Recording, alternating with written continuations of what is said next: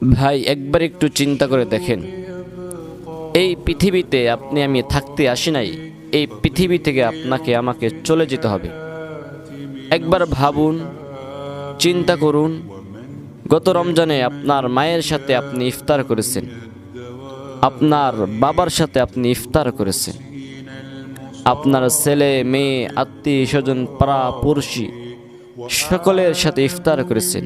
আজ এই রমজানে কে যেন নাই।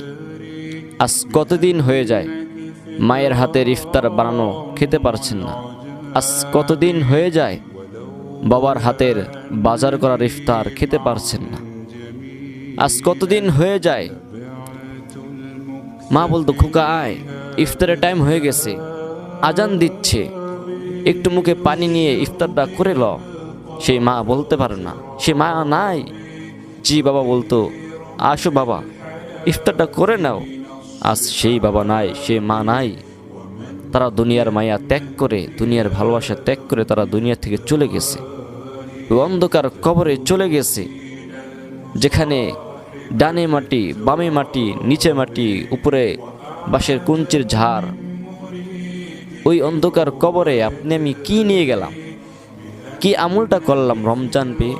কি আমলটা করলাম হায়াত পেয়ে? কি নিয়ে গেলাম?